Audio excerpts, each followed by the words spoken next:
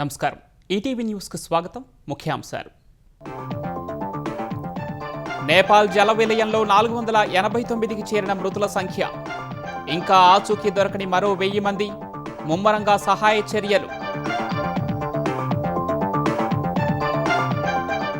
Trishuli 1 power project site నుంచి 500 మందిని రక్షించిన సహాయ బృందాలు. సురక్షితంగా బయటపడిన వారిలో 200 మంది భారతీయులు. వరద శిథిలాలతో ఏర్పడిన భారీ సరస్సు కట్ట బద్దలవడంతో తీవ్ర ఉత్కంఠ. మరోసారి వరద ముప్పు, సహాయ చర్యలకు ఆటంకాలు. పాక్ గూఢచర సంస్థ ఐఎస్ఐకి సహకరిస్తున్న దంపతుల అరెస్ట్. 2024 నుంచి సమాచారాన్ని చేరవేస్తున్నట్టు గుర్తించిన ఢిల్లీ పోలీసులు. జావెలిన్ యాంటీ ట్యాంక్ క్షిపణి వ్యవస్థల కొనుగోలుకు కేంద్రం ప్రణాళిక. ఫైర్ అండ్ ఫర్గెట్ టెక్నాలజీతో పనిచేయనున్న మిసైల్స్. రేవంత్ రెడ్డికి రాఖీ కట్టిన మంత్రులు కొండా సురేఖ, సీతక్క. కుమార్తె వివాదాస్పద వ్యాఖ్యల తర్వాత సీఎంను కలిసిన దేవాదాయ మంత్రి. వెలిగొండ ప్రాజెక్టు నిర్వాసితులకు ఏపీ సర్కార్ అండ. ఇళ్లు కట్టుకొని గృహప్రవేశాల వరకు ప్రభుత్వం సహకరిస్తుందన్న నిమ్మల.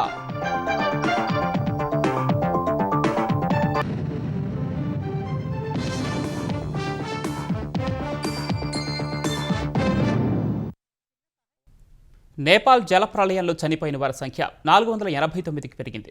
దాదాపు 1000 మంది ఆచూకీ తెలియాల్సి ఉంది. సహాయ చర్యల్లో భాగంగా త్రిశూలి 1 పవర్ ప్రాజెక్టు సైట్ నుంచి సుమారు 500 మందిని సహాయ బృందాలు కాపాడాయి. వారిలో 200 మంది భారతీయులున్నారు. మరోవైపు నేపాల్ టిబెట్ సరిహద్దులో గ్లేసియర్ విస్ఫోటనంతో ఏర్పడిన జల విలయం ఇప్పట్లో ముగిసేలా కనిపించడం లేదు. వరద శిథిలాలతో ఏర్పడిన భారీ సరస్సు కట్ట బద్దలవగా మరోసారి వరద ముప్పు పొంచి ఉంది. ఫలితంగా నేపాల్తో పాటు టిబెట్లో చైనా సహాయక చర్యలకు అంతరాయం ఏర్పడింది. నేపాల్ టిబెట్ సరిహద్దుల్లో ఆకస్మిక వరదలు సృష్టించిన విధ్వంసంలో ప్రాణనష్టం భారీగా పెరుగుతోంది. ఇప్పటి వరకు 489 మంది చనిపోయినట్లు ప్రకటించారు. అత్యధికంగా చిత్వాన్ జిల్లాలో 178 మృతదేహాలను వెలికితీశారు. నవల్ పరాసి ఈస్ట్లో 110, గూర్ఖాలో 44, నువాకోట్లో 37, దాడింగ్లో 33, తనూహులో 28, నవల్ పరాసి వెస్ట్లో 27, రసువాలో 12 మంది ప్రాణాలు కోల్పోయారు. జల ప్రళయంలో 86 మంది భద్రతా సిబ్బంది, 517 మంది విదేశీ పర్యాటకులు, 127 మంది స్థానికులు సహా మొత్తం 977 మంది జాడలేదు. అందులో 290 మంది భారతీయులు, 63 మంది అమెరికన్లు, 51 మంది మలేసియన్లు, 34 మంది ఆస్ట్రేలియన్లు, 33 మంది బ్రిటన్ దేశస్థులు, 25 మంది కెనడియన్లు ఉన్నారు. సహాయక చర్యల్లో భాగంగా త్రిశూలి 1 పవర్ ప్రాజెక్టు సైట్ నుంచి సుమారు 500 మందిని సహాయక బృందాలు కాపాడాయి. వారిలో 200 మంది భారతీయులున్నారు. అందులో ఎక్కువ మంది పవర్ ప్రాజెక్టు కార్మికులు కాగా కొందరు పర్యాటకులు ఉన్నారు. టిబెట్ వైపున గిరోంగ్ పోర్టుకు 10 కిలోమీటర్ల దూరంలో శిథిలాలతో ఏర్పడ్డ సరస్సు కట్ట తెగిపోయిందని నేపాల్ పోలీసులు అత్యవసర అలర్ట్ జారీ చేశారు. భోటేకోసి, త్రిశూలి నది పరివాహక స్థానికులు, భద్రతా బలగాలు, రెస్క్యూ సిబ్బంది వెంటనే సురక్షిత జోన్లకు వెళ్లిపోవాలని హెచ్చరించారు. విపత్తు సంభవించిన ప్రాంతంలో బురద, నీటి మట్టం అమాంతం పెరుగుతోందని, మరో భారీ వరద ముంచెత్తే ముప్పు ఉందని నేపాల్ జాతీయ విపత్తు నిర్వహణ సంస్థ హెచ్చరికలు జారీ చేసింది. అటు టిబెట్లో చైనా సైతం తన సహాయక చర్యలను కొన్ని గంటల పాటు నిలిపివేసింది. బారియర్ లేక్లో నీటి మట్టం పెరగటం, కొండ మంచు చర్యలు విరిగిపడే ప్రమాదం ఉండటంతో రెస్క్యూ సిబ్బంది వాహనాలను సురక్షిత ప్రాంతాలకు తరలించినట్లు చైనా మీడియా వెల్లడించింది. చోచెన్ ఖోలా, పురెపుత్సాంగో నదుల కలయిక వద్ద ఏర్పడిన సరస్సు నీరు బయటకు వెళ్లే మార్గం లేక ఉప్పొంగుతూ రాళ్ల కట్టను బలంగా ఢీకొడుతున్న భయంకర దృశ్యాలను చైనాకు చెందిన CGTN ఛానల్ విడుదల చేసింది.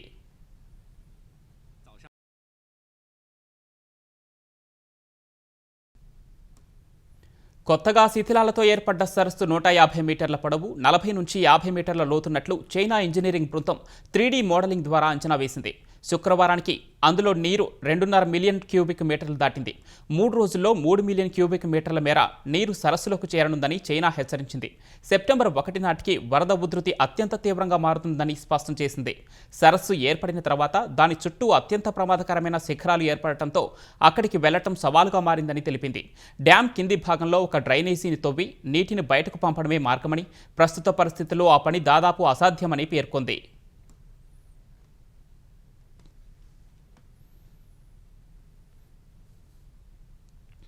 బుధవారం హిమాలయాల్లో గ్లేసియర్లు బద్దలై పెనువిపత్తు మొదలైన రోజే ఈ తాత్కాలిక సరస్సు ఏర్పడింది. కొండచర్యల ధాటికి వేలాది టన్నుల బురద, శిథిలాలు, బండరాళ్లు నదీ ప్రవాహ మార్గంలో మేట వేసి సహజ సిద్ధమైన డ్యాంలా మారింది. పైనుంచి వస్తున్న వరద బయటకు వెళ్లడానికి మార్గం లేక అక్కడే భారీగా నిలిచిపోయింది. అలా కొండల మధ్య నిల్వ ఉన్న నీటి పరిమాణం క్రమంగా పెరిగి ఈ ప్రమాదకర బ్యారియర్ లేక్ రూపుదిద్దుకుంది. ఇప్పుడు ఆ శిథిలాల కట్ట బద్దలైంది. నేపాల్ జలప్రళయంలో భారత సంతతికి చెందిన 8 మంది అమెరికా పౌరులు గల్లంతయ్యారు. తెలంగాణ, కర్ణాటక మూలాలున్న వీరంతా కైలాష్ మానస్ సరోవర్ యాత్ర కోసం నేపాల్ మీదుగా బయలుదేరారు. నేపాల్కు చెందిన క్లాసిక్ వెకేషన్స్ అనే ట్రావెల్ ఏజెన్సీ ద్వారా వారు పర్యటన చేపట్టారు. ఆగస్టు 26న ఉదయం 8:30 నేపాల్ చైనా సరిహద్దులోని రసువా నది ఇమిగ్రేషన్ కార్యాలయం వద్ద వారు చివరిసారి తమతో మాట్లాడినట్టు కుటుంబ సభ్యులు తెలిపారు. ప్రస్తుతం ట్రావెల్ ఏజెన్సీ నుంచి ఎలాంటి స్పందన లేదని, ముంబైలోని వారి కార్యాలయాన్ని సంప్రదించినా ఎలాంటి ఉపయోగం లేదని వారు ఆవేదన వ్యక్తం చేశారు. వారి ఆచూకీ కోసం భారత ప్రభుత్వం నేపాల్లోని భారత దౌత్య కార్యాలయంతో పాటు నేపాల్ అధికారులు తక్షణమే సహాయం చేయాలని కుటుంబ సభ్యులు వేడుకుంటున్నారు. ఆకస్మిక వరదలు బీభత్సం సృష్టించిన ప్రాంతాల్లో సహాయ చర్యలను చైనా ముమ్మరం చేసింది. టిబెట్, నేపాల్ సరిహద్దుల్లోని గిరోంగ్ కౌంటీలో చిక్కుకున్న 499 మంది గ్రామస్తులు, నిర్మాణ కార్మికులు, 555 మంది పర్యాటకులను సాంస్కృతిక, పర్యాటక శాఖల సమన్వయంతో తరలించింది. ఈ మేరకు చైనా అధికారిక మీడియా జిన్హువా తెలిపింది. ప్రస్తుతం అక్కడ పర్యాటకులెవరూ చిక్కుకొనలేరని అధికారులు తెలిపారు. 324 మంది సిబ్బంది, 24 టన్నుల సామాగ్రి, నిత్యావసర వస్తువులు, మందులను ఆయా ప్రాంతాలకు తరలించారు. వరదల ధాటికి చైనా వైపు ఉన్న పోర్టుకు వెళ్లే దారులన్నీ కోతకు గురయ్యాయి. పూర్తిగా దెబ్బతిన్న విద్యుత్, సమాచార వ్యవస్థలను పునరుద్ధరించే పనులు శరవేగంగా సాగుతున్నట్లు టెలికాం శాఖ వెల్లడించింది. అదేవిధంగా 5G ఇంటర్నెట్ వర్క్ రోమింగ్ సేవలను కూడా యాక్టివేట్ చేశారు. నేపాల్, టిబెట్ సరిహద్దులో సంభవించిన జలప్రళయం తర్వాత జరిగిన అమానవీయ ఘటన ఒకటి వెలుగులోకి వచ్చింది. ఓ మహిళ మృతదేహం నుంచి 2 వ్యక్తులు ఆమె బంగారు కమ్మలను దొంగిలించారు. నారాయణ నదిలో కొట్టుకుపోతున్న మహిళ మృతదేహాన్ని లాగిన 2 యువకులు ఆమె చెవులకున్న బంగారు కమ్మలను లాగేసుకున్నారు. ఈ నిర్వాకాన్ని ఫోన్లో రికార్డ్ చేసిన స్థానికులు సోషల్ మీడియాలో పోస్ట్ చేశారు. 41 సెకండ్ల ఈ వీడియో వైరల్ కావడంతో నేపాల్ పోలీసులు స్పందించారు. మహిళ మృతదేహం నుంచి బంగారు కమ్మలు దొంగిలించిన 2 యువకులను అరెస్ట్ చేశారు. ఇలాంటి అమానవీయ చర్యలకు పాల్పడితే సహించేది లేదని నేపాల్ పోలీసులు హెచ్చరించారు. రాఖీ పౌర్ణమి సందర్భంగా ముఖ్యమంత్రి రేవంత్ రెడ్డికి మంత్రులు కొండా సురేఖ, సీతక్క రాఖీ కట్టారు. రేవంత్ రెడ్డిపై కొండా సుస్మిత వ్యాఖ్యల వివాదం తర్వాత తొలిసారి ఆయన నివాసానికి వెళ్లిన కొండా సురేఖ సీఎంకు రాఖీ కట్టారు. అనంతరం ఆమె నివాసంలో కొందరు మీడియా ప్రతినిధులకు కూడా రాఖీ కట్టారు. తనను ముఖ్యమంత్రి నుంచి వేరు చేసి చూడొద్దని సురేఖ అన్నారు. అయితే తాజా పరిణామాలను ప్రస్తావించని కొండా సురేఖ పండగ వాతావరణంలో తాను ఎలాంటి వ్యాఖ్యలు చేయబోనున్నారు. సీఎం రేవంత్ రెడ్డికి ఆడపడుచుల దీవెన ఉంటుందని పేర్కొన్నారు. మరోవైపు ఆదివాసీ బిడ్డనైన తనకు ముఖ్యమంత్రి రేవంత్ రెడ్డి ఎంతో అండగా నిలుస్తూ వచ్చారని సీతక్క సంతోషం వ్యక్తం చేశారు. ముఖ్యమంత్రి రేవంత్ రెడ్డి గారికి కూడా నేను రాఖీ కట్టి రావడం జరిగింది. వారికి కూడా మా ఆడపడుచులందరి దీవెన కూడా ఉంటుంది. వారి మంచి సుపరిపాలన అందించాలని, తెలంగాణను అన్ని రంగాల్లో అభివృద్ధి పథంలో నడిపించడానికి వారికి శక్తిని, యుక్తిని ఇవ్వాలని, వారి ఆశీర్వాదం కూడా మా ఆడపడుచులందరి మీద కూడా ఉండాలి అని చెప్పి మరి కోరుకుంటూ, కొండా సురేఖని సపరేట్ చేయకండి, నేను అందరి ఆడపడుచులు ఉంటాను. అందరి ఆడపడుచులు అంటే గ్రామీణ ప్రాంతం నుంచి మొదలు పెడితే పై వరకు అందరికీ ఆయన ఆశీర్వాదం ఉండాలని చెప్పి నేను కోరుకుంటున్నాను. 10-12 సంవత్సరాలుగా మన ముఖ్యమంత్రి రేవంత్ రెడ్డి గారికి నేను రాఖీ ప్రతి సంవత్సరం ఇప్పటి వరకు మిస్ కాకుండా కడుతూ వస్తున్నాం. నాకు అనేక రకాలుగా ఒక ఆదివాసీ బిడ్డగా, మారుమూల అటవీ ప్రాంత బిడ్డగా, లెఫ్ట్ మూమెంట్ నుంచి వచ్చిన బిడ్డగా అన్ని రకాలుగా అండగా ఉంటూ మరి ఈ స్థాయికి తీసుకురావడంలో ముఖ్యమంత్రి రేవంత్ రెడ్డి గారి యొక్క కృషి, సపోర్టు చాలా ఉంది.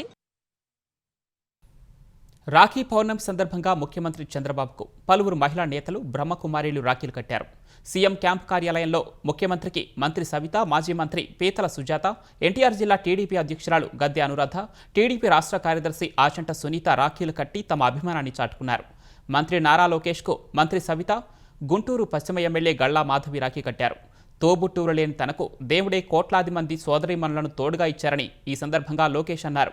విద్యార్థి దశ నుంచే మహిళలను గౌరవించేలా పిల్లలకు నైతిక విలువలతో కూడిన పాఠాలు బోధిస్తున్నామని, మహిళల భద్రత, సాధికారత ప్రజాప్రభుత్వ బాధ్యత అని స్పష్టం చేశారు. వెలిగొండ నిర్వాసితులు ప్రభుత్వం కేటాయించిన భూముల్లో ఇళ్లు నిర్మించుకుని గృహప్రవేశాలు చేసే వరకు కూటమి ప్రభుత్వం అండగా ఉంటుందని ఆంధ్రప్రదేశ్ జలవనరుల శాఖ మంత్రి నిమ్మల రామానాయుడు హామీ ఇచ్చారు. వైసీపీ హయాంలో నిర్వాసితులకిచ్చిన పరిహారం శూన్యమన్న ఆయన తమ ప్రభుత్వం అవార్డులో లేని వారికి పరిహారం ఇస్తోందన్నారు. ఇందుకోసం వచ్చిన 1800 దరఖాస్తులను పరిశీలించి అదనంగా 169 కోట్లు చెల్లించాలని నిర్ణయించామని చెప్పారు. 2019 కటాఫ్ డేట్ ప్రకటించి అవార్డు పాస్ అయిన తర్వాత మిగిలిన అర్హులైన నిర్వాసితులకు పరిహారం, యువతకు 2 లక్షల రూపాయల చొప్పున ఎక్స్గ్రేషియా ఇవ్వనున్నట్లు వివరించారు. నెల రోజుల పాటు నిర్వాసితులకు ఉచితంగా నిత్యావసరాలు, నిర్వాసిత గ్రామాల్లోని పశువులకు ఉచితంగా దానా అందిస్తామని రామానాయుడు తెలిపారు. ఈ నెల 31న వెలిగొండ ప్రాజెక్టును సీఎం చంద్రబాబు జాతికి అంకితం చేయనున్నారు.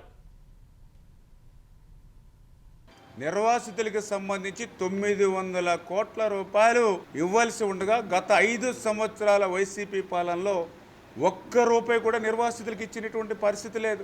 కూటమి ప్రభుత్వం అధికారులకు వచ్చిన తర్వాత 40 రోజుల్లో 680 కోట్ల రూపాయలు 3 విడతలు 40 రోజుల్లో నిర్వాసితులకి అందజేసింది. అంటే ఈ కూటమి ప్రభుత్వం ప్రాజెక్టు నిర్మాణం ఎంత ముఖ్యమో ఆ ప్రాజెక్టుకి త్యాగం చేసినటువంటి నిర్వాసితులు కూడా ప్రభుత్వానికి అంతే ముఖ్యమనే ఉద్దేశం. ప్రకాశం జిల్లా ఒంగోలు సమీపంలోని చదలవాడలో ఏర్పాటు కానున్న తొలి అంతర్జాతీయ బ్రాండెడ్ 5-స్టార్ హోటల్కు ఆంధ్రప్రదేశ్ ఐటీ శాఖ మంత్రి నారా లోకేష్ శంకుస్థాపన చేశారు. 100 కోట్లతో రాడిసన్ 5-స్టార్ హోటల్ను Ravishankar group, Ravipriya hospitalities LLP సంయుక్త భాగస్వామ్యంతో నిర్మించనున్నారు. 151 విలాసవంతమైన గదులు, multi cuisine restaurant, premium bar, lounge, swimming pool, spa, fitness centre వంటి అత్యాధునిక సౌకర్యాలు కల్పించనున్నారు. MICE బిజినెస్ టూరిజానికి ఊతమిచ్చేలా 2100 చదరపు మీటర్లకు పైగా విస్తీర్ణంలో బ్యాంకెట్ హాళ్లు, కాన్ఫరెన్స్ రూమ్ల ఏర్పాటు చేయనున్నారు. NH16కు ఆనుకొని హోటల్ నిర్మాణంతో పారిశ్రామికవేత్తలు, వ్యాపార ప్రతినిధులు, పర్యాటకులకు మరింత సౌకర్యవంతంగా ఉంటుందని ఆయా సంస్థలు తెలిపాయి. రాడిసన్ హోటల్తో స్థానిక యువతకు పెద్ద ఎత్తున ఉద్యోగ, ఉపాధి అవకాశాలు లభించనున్నాయి. ఈ సందర్భంగా పలువురు మహిళలు మంత్రి లోకేష్కు రాఖీలు కట్టి రక్షాబంధన్ శుభాకాంక్షలు తెలిపారు. హైదరాబాద్ క్యూర్ పరిధిలోని ఇందిరమ్మ టవర్లలో అర్హులైన లబ్ధిదారులకు నిష్పక్షపాతంగా ఇళ్లు కేటాయిస్తున్నామని తెలంగాణ గృహ నిర్మాణ శాఖ మంత్రి పొంగులేటి శ్రీనివాసరెడ్డి తెలిపారు. మొదటి దఫాలో 7,340 ఇందిరమ్మ ఇళ్లను అర్హులకు అందించనున్నట్లు చెప్పారు. కుత్బుల్లాపూర్, కంటోన్మెంట్, రాజేంద్రనగర్, నాంపల్లి నియోజకవర్గాల్లో నేడు లక్కీ డ్రా కొనసాగుతూ ఉండగా నాంపల్లిలో నిర్వహించిన లక్కీ డ్రాలో మంత్రి పాల్గొన్నారు. లాటరీలో ఇళ్లు వచ్చిన వారికి సంవత్సరంలోపు నిర్మాణం పూర్తి చేసి ఇస్తామన్నారు. రిజిస్ట్రేషన్ పూర్తి ఉచితమన్న మంత్రి 10 ఏళ్ల తర్వాత ఇల్లు అమ్ముకునే వెసులుబాటు కల్పించామని వివరించారు. ఏదైతే 1,00,000 ఇళ్లు శాంక్షన్ చేశామో ఈ క్యూర్ ప్రాంతంలో మొదటి విడత ప్రతి నియోజకవర్గంలో 500 సుమారుగా అంటే 480 ఇళ్లు చొప్పున ఇప్పటికే 16 నియోజకవర్గాలలో స్థలాలు సేకరించి టెండర్లు కూడా ఫైనల్ చేశాం. ఎవరైతే ఈనాడు లాటరీలో ఇళ్లు పొందుతున్నారో సంవత్సరం లోపే ఆ ఇల్లు ఆడబిడ్డ పేరుతో రిజిస్ట్రేషన్ చేస్తాము. రిజిస్ట్రేషన్ కూడా ₹1 ఛార్జీ తీసుకోం. 10 సంవత్సరాల తర్వాత ఆ ఆడబిడ్డ ఆ ఇంటిని ఏమైనా చేసుకోవచ్చు, తనకు అవసరం ఉంటే సేల్ కూడా చేసుకోవచ్చు. ఆ కండిషన్తో రిజిస్ట్రేషన్ చేస్తున్నాము. క్లియర్ టైటిల్తో ఉంటుంది కాబట్టి ఆ ఆడబిడ్డ దాన్ని ప్లెడ్జ్ చేసుకుని అంటే 50 నుంచి 60 లక్షల రూపాయలు తాకట్టు పెడితే లోను కింద ఇస్తారు ఆ భూమికి, ఆ ఇంటికి. ఈ 16 నియోజకవర్గాలే కాకుండా మరొక 4 నియోజకవర్గాల్లో కూడా అప్లికేషన్లు కాల్ఫర్ చేశాం. అక్కడ స్థలాలు గుర్తించాం. అక్కడ కూడా టెండర్లు కాల్ఫర్ చేస్తున్నాం. ఇప్పటి వరకు 20 నియోజకవర్గాల్లో రాబోయే కొద్ది రోజులు ఈ 4 కలుపుకొని 20 నియోజకవర్గాల్లో లబ్ధిదారులని ఫైనల్ చేస్తున్నాము. విదేశాల్లో ఉన్నత విద్య చదవాలనుకునే బీసీ, ఈబీసీ విద్యార్థులకు అందించే ఓవర్సీస్ విద్యానిధి పథకానికి తెలంగాణ ప్రభుత్వం దరఖాస్తులు ఆహ్వానిస్తోంది. సెప్టెంబర్ 1 నుంచి అర్హులైన విద్యార్థులు దరఖాస్తులు చేసుకోవాలని ప్రకటించింది. 2026 ఆగస్టు సెప్టెంబర్ ఫాల్ సెషన్ కోసం సెప్టెంబర్ 1 నుంచి 30 వరకు దరఖాస్తులు స్వీకరించనున్నట్లు ప్రకటించింది. ఈ విడతలో మొత్తం 350 మంది విద్యార్థులను ఎంపిక చేస్తామని, అందులో 250 మంది బీసీ, 100 మంది ఈబీసీ కేటగిరీలో ఎంపిక చేస్తామని పేర్కొంది. విదేశాల్లో పోస్ట్ గ్రాడ్యుయేషన్, పీహెచ్డీ వంటి ఉన్నత విద్యా కోర్సులు అభ్యసిస్తున్న లేదా అభ్యసించాలనుకుంటున్న అర్హులైన విద్యార్థులు ఈ అవకాశాన్ని సద్వినియోగం చేసుకోవాలని బీసీ సంక్షేమ శాఖ సూచించింది. కుటుంబ వార్షిక ఆదాయం 5 లక్షల రూపాయలలోపు ఉండాలని, దరఖాస్తు చేసే నాటికి వయస్సు 35 ఏళ్లకు మించకూడదని స్పష్టం చేసింది. గ్రాడ్యుయేషన్లో కనీసం 60% మార్కులు సాధించి జీఆర్ఈ 260 లేదా జీమ్యాట్లో 500 స్కోర్ కలిగి ఉండాలని పేర్కొంది. టాపిల్లో 60 మార్కులు లేదా ఐఈఎల్టీఎస్లో 6.0 స్కోర్ ఖచ్చితంగా ఉండాలని పేర్కొంది. మరిన్ని వివరాలు, దరఖాస్తు ప్రక్రియ కోసం తెలంగాణ ఈపాస్ వెబ్సైట్ను సందర్శించాలని తెలిపింది. పాకిస్తాన్ గూఢాచార సంస్థ ఐఎస్ఐకి సహకరిస్తున్న దంపతులను ఢిల్లీ స్పెషల్ సెల్ పోలీసులు అరెస్ట్ చేశారు. 25 ఏళ్ల సాహిల్, అతడి భార్య 21 ఏళ్ల సమీరా 2024 నుంచి పాకిస్తాన్ గూఢాచారులతో సంబంధాలు నేర్పుతున్నట్లు పోలీసులు తెలిపారు. వీరిద్దరూ 2024-25 మధ్యకాలంలో 8 భారతీయ సిమ్ కార్డులను కొనుగోలు చేసి దుబాయ్ మీదుగా పాకిస్తాన్ పంపినట్లు దర్యాప్తులు తేలింది. ఈ సిమ్ కార్డులతో పాక్లో వాట్సాప్ ఖాతాలు తెరిచినట్లు ఏజెంట్లు వాటి ద్వారా భారత్లోని అధికారులను లోబర్చుకొని సున్నితమైన సమాచారాన్ని సేకరిస్తున్నారని పోలీసులు వెల్లడించారు. ఆర్మీ కంటోన్మెంట్ ప్రాంతాల్లో రెక్కి, గూఢచర్యం కోసం యువతను రిక్రూట్ చేయడం లాంటి బాధ్యతలను సాహిల్కు ఐఎస్ఐ అప్పగించిందన్నారు. సామాజిక మాధ్యమాల ద్వారా పాక్ హ్యాండ్లర్లతో సమాచారం పంచుకునే వారిని తెలిపారు. ఢిల్లీలోని సరాయ్ కాలే ఖాన్ ప్రాంతంలో సాహిల్ను అరెస్ట్ చేసిన పోలీసులు అతడిచ్చిన సమాచారంతో సమీరాను అదుపులోకి తీసుకున్నారు. వారి మొబైల్ చాటింగ్ను పరిశీలించగా పాక్ ఏజెంట్లతో వారు నడిపిన వ్యవహారం బయటపడింది. కర్ణాటకలోని హట్టి బంగారు గన్లను తెలంగాణ ఉప ముఖ్యమంత్రి భట్టి విక్రమార్క సందర్శించారు. సింగరేణి సీఎండీ బుద్ధప్రకాష్ జ్యోతి, డైరెక్టర్ వెంకటేశ్వర్లు ఇతర ఉన్నతాధికారులతో కలిసి యూటీ ఓపెన్ కాస్ట్ గోల్డ్ మైన్ను పరిశీలించిన ఆయన మైన్ వ్యూ పాయింట్ వద్ద నిలబడి బంగారం ముడిమట్టి వెలికితీత ప్రక్రియను వీక్షించారు. ఎంత లోతు నుంచి ఖనిజాన్ని సేకరిస్తున్నారు, మైనింగ్ విధానాలు ఎలా ఉన్నాయనే అంశాలను అడిగి తెలుసుకున్నారు. అనంతరం బంగారు గనికి సంబంధించిన సమగ్ర మ్యాప్లను లోతుగా పరిశీలించిన భట్టి విక్రమార్క గత 5 ఏళ్లలో జరిగిన బంగారు ఉత్పత్తిపై ఆరా తీశారు. ఓపెన్ కాస్ట్తో పాటు భూగర్భ మైనింగ్ ఉత్పత్తి తీరుతెన్నులపై అధికారులతో చర్చించారు. UT open cast gold mine ప్రాంగణంలో భట్టి విక్రమార్క ఓ మొక్క నాటారు. తెలంగాణలో కాంగ్రెస్ ప్రభుత్వం 1000 రోజుల్లో హామీల అమల్లో వైఫల్యం, అవినీతిని ఎండగట్టడం సహా ప్రజలను చైతన్యవంతం చేయాలని బీఆర్ఎస్ నేతలకు ఆ పార్టీ కార్యనిర్వాహక అధ్యక్షుడు కేటీఆర్ పిలుపునిచ్చారు. సెప్టెంబర్ 2 నుంచి వారం రోజుల పాటు కాంగ్రెస్ మోసంపై బీఆర్ఎస్ పోరుబాట పేరిట చేసే ఆందోళనలపై పార్టీ సీనియర్ నేతలు, ప్రజాప్రతినిధులు, మాజీ ప్రజాప్రతినిధులు, రాష్ట్ర కార్యవర్గ సభ్యులతో టెలికాన్ఫరెన్స్ నిర్వహించారు. వారం రోజుల పాటు వినూత్న నిరసన కార్యక్రమాలు చేపట్టాలన్న ఆయన 420 హామీల మోసంతో పాటు పాలనా వైఫల్యాలను ప్రజల్లోకి తీసుకువెళ్లాలన్నారు. 1వ తేదీన తెలంగాణ భవన్లో కాంగ్రెస్ ప్రభుత్వ వైఫల్యాలపై ఛార్జ్షీట్తో ప్రజల్లోకి వెళ్లనున్నట్లు తెలిపారు. 2 నుంచి 8వ తేదీ వరకు వివిధ కార్యక్రమాలు చేపట్టనున్నట్లు పేర్కొన్నారు. వారం రోజుల ప్రత్యేక కార్యాచరణను విజయవంతం చేయాలని నేతలకు స్పష్టం చేశారు. నిరసన కార్యక్రమాల్లో పార్టీ నాయకులు, ప్రజాప్రతినిధులు, కార్యకర్తలు పెద్ద ఎత్తున పాల్గొని కాంగ్రెస్ ప్రభుత్వ వైఫల్యాలను ప్రజల ముందుంచాలని కేటీఆర్ సూచించారు. మొత్తం కార్యక్రమాలను పార్టీ కేంద్ర కార్యాలయం ఎప్పటికప్పుడు సమన్వయం చేస్తుందన్న కేటీఆర్ ప్రతి కార్యక్రమంపై నివేదికలు తీసుకోవడంతో పాటు పార్టీ కేడర్ను అప్రమత్తం చేసి నాయకులకు మార్గదర్శకాలు అందిస్తామని చెప్పారు. గత బీఆర్ఎస్ ప్రభుత్వం, ప్రస్తుత కాంగ్రెస్ పాలకులు హైదరాబాద్ను విశ్వనగరంగా తీర్చిదిద్దుతామని హామీలిచ్చి నేడు విషాదనగరంగా మారుస్తున్నారని బీజేపీ తెలంగాణ అధ్యక్షుడు ఎన్ రామచంద్రరావు విమర్శించారు. కేంద్ర ప్రభుత్వం అందిస్తున్న సహకారం, నిధులను పట్టణాల అభివృద్ధికి సక్రమంగా వినియోగించకుండా దారి మళ్లిస్తున్నారని ఆయన ఆరోపించారు. తార్నాకలోని తన నివాసంలో నిర్వహించిన కార్యక్రమంలో పలువురు నాయకులు బీజేపీలో చేరారు. వారందరికీ రామచంద్రరావు బీజేపీ కండువాలు కప్పి పార్టీలోకి ఆహ్వానించారు. హైదరాబాద్ పరిధిలోని 3 కార్పొరేషన్లలో విజయమే లక్ష్యంగా బీజేపీ ముందుకు సాగుతోందని వివరించారు. భారతీయ జనతా పార్టీ వైపు ప్రజలు చూస్తూ ఉన్నారు. రేపు ఈ 3 కార్పొరేషన్లో భారతీయ జనతా పార్టీ గెలిపించండి. కేంద్ర ప్రభుత్వం సహకారంతో ఇప్పటికే చాలా సహకారం చేస్తూ ఉన్నది. అప్పుడు ఇంకా వారి పథకాలని, ఆ నిధుల్ని దారి మళ్లించకుండా పట్టణాలకు మనం జరపాల్సినటువంటి అభివృద్ధి కార్యక్రమాలు అవన్నీ కూడా అభివృద్ధి చేస్తూ ఈ 3 కార్పొరేషన్లు కూడా ఒక సుందర నగరాలుగా, వరల్డ్ క్లాస్ సిటీస్గా దీన్ని రూపొందించే ప్రయత్నం భారతీయ జనతా పార్టీ చేస్తుంది. కాలుష్యం బారి నుంచి కాపాడాలంటూ అనకాపల్లి జిల్లా రాంబిల్లి మండలం కృష్ణంపాలెం గ్రామస్తులు చేసిన విజ్ఞప్తిపై ఉప ముఖ్యమంత్రి పవన్ కళ్యాణ్ వెంటనే చర్యలు చేపట్టారు. బాలాజీ యాక్షన్ బిల్డ్వెల్ సంస్థ కార్యకలాపాల వల్ల ఇబ్బంది పడుతున్నామంటూ కృష్ణంపాలెం ప్రజలు సామాజిక మాధ్యమాల ద్వారా పవన్ దృష్టికి తెచ్చారు. గ్రామస్తుల ఫిర్యాదు మేరకు సంస్థలో తనిఖీలు చేపట్టాలని పవన్ ఆదేశించారు. పరిశ్రమలో యంత్ర పరికరాల ట్రయల్ రన్లో కలప వ్యర్థాలను ఇంధనంగా ఉపయోగిస్తున్నట్లు అధికారులు గుర్తించారు. బాయిలర్ నుంచి వెలువడుతున్న కాలుష్య వాయువులు అత్యవసర ద్వారం నుంచి గ్రామాల వైపు వ్యాపిస్తున్నట్టు తేల్చారు.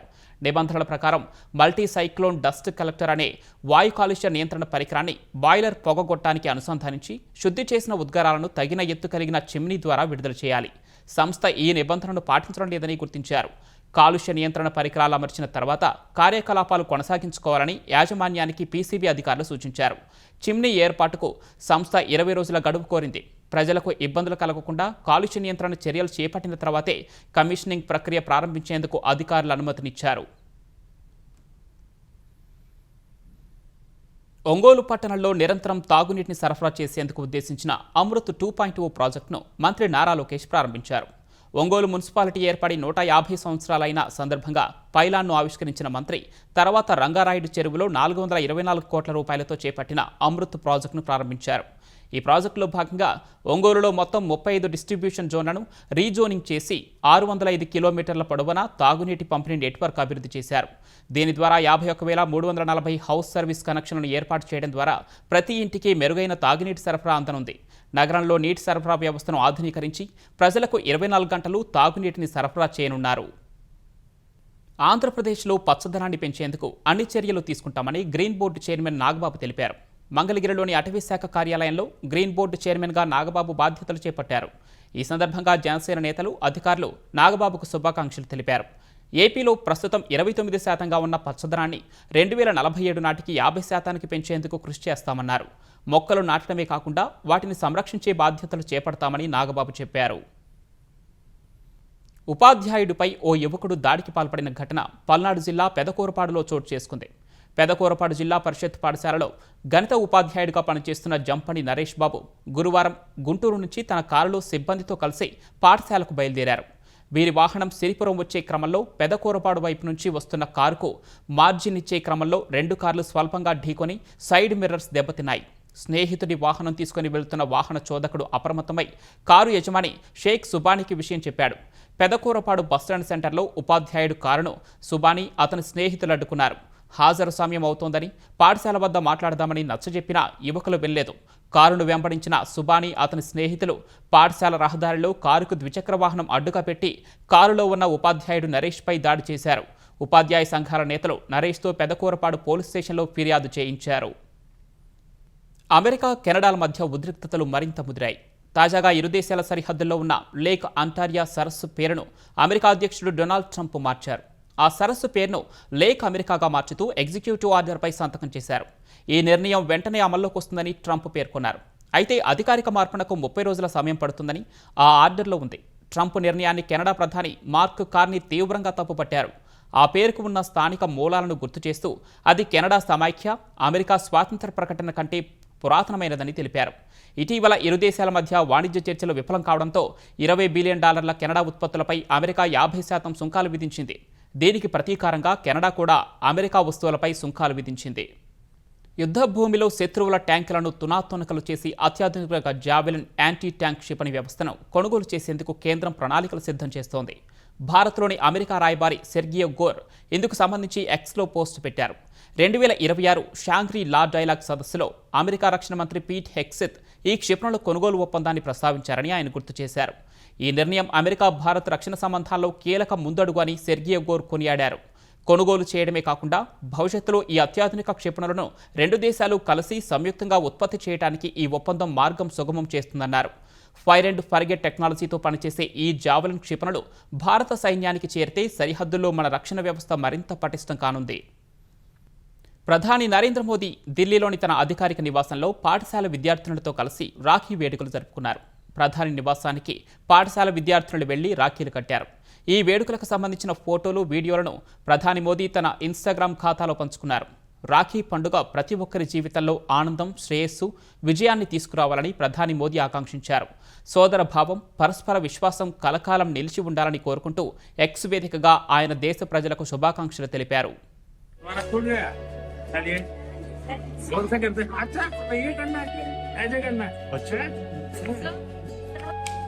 आपका बचपन का सपना मिलने का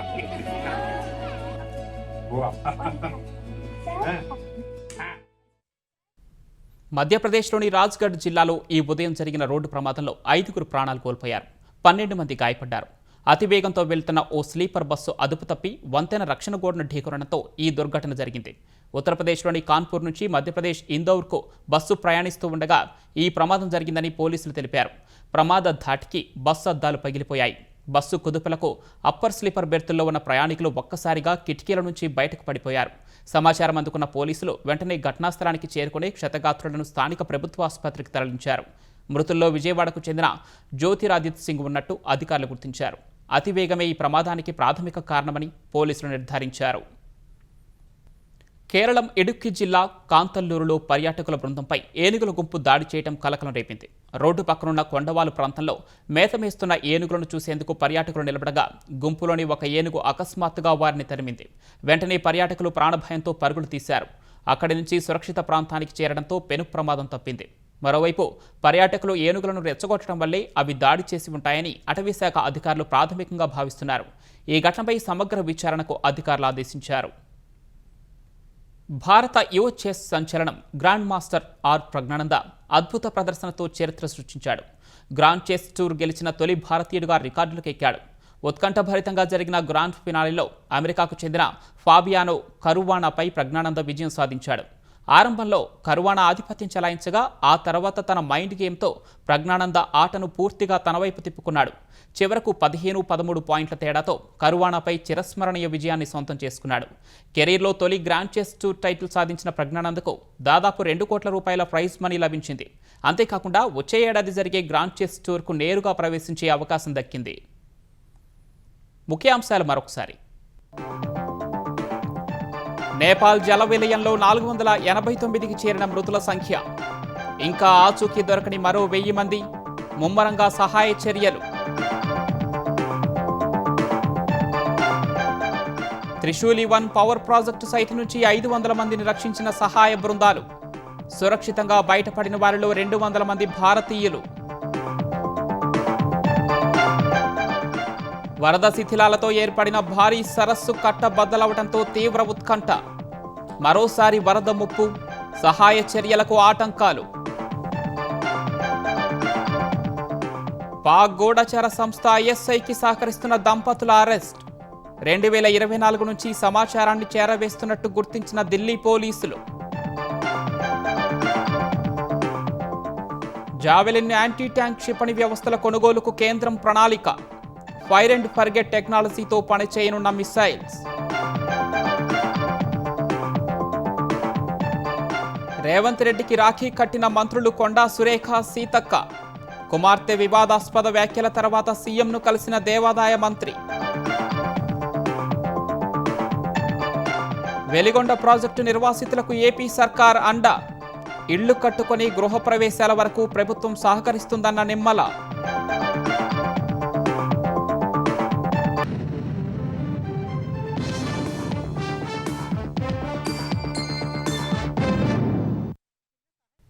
ఈటీవీ న్యూస్ సమాప్తం. నమస్కారం.